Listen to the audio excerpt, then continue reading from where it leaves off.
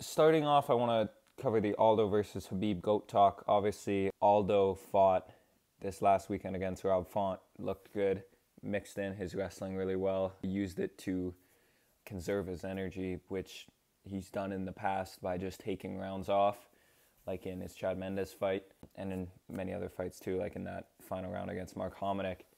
But what Aldo did so well against Rob Font was conserving energy while on top and still winning the fight.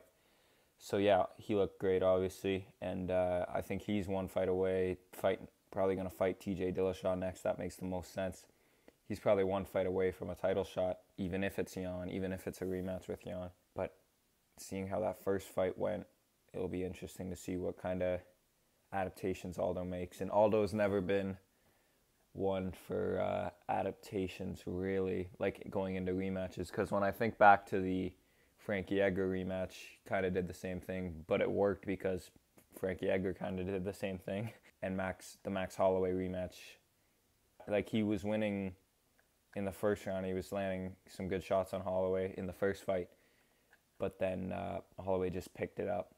And then in the second fight, Aldo didn't change his game plan. Of course, it was on short notice, but still, like he went in with the same game plan and got stopped because of it. So it'll be interesting to see if he does beat Dillashaw. Dillashaw looked good against Sandhagen, not amazing, but yeah, I don't know how that fight would go. I'd have to make a prediction on it as it gets closer or gets announced. But yeah, back to the Aldo versus Khabib GOAT talk.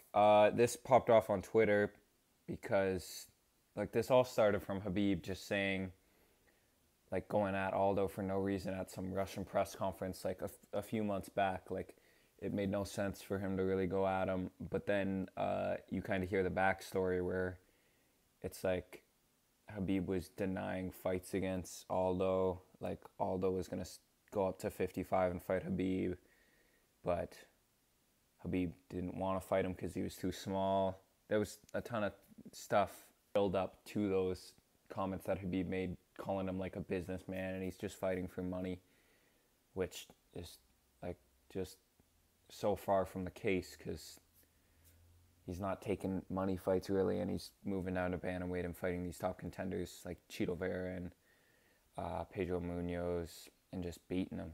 And now Rob Font, like the comments just didn't really make sense. So a lot of people were ripping on Khabib for that. And now, because of that, Khabib and Aldo, who's the greatest, conversation goes on. That conversation goes on. So, in my opinion, it all comes down to how you categorize greatness, right? Khabib is the most dominant champion ever, in my opinion. 29-0.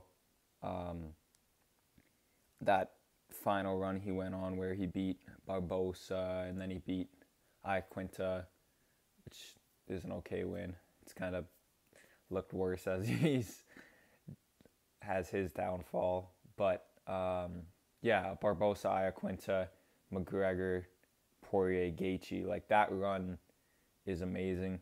But other than that, he didn't really fight a lot of top level guys. And what Jose Aldo has done is he's been around forever and he's fought all the top level guys his whole career. Since he's gotten into the UFC, he's been the champion for a long time, had 9 title defenses, if I'm correct.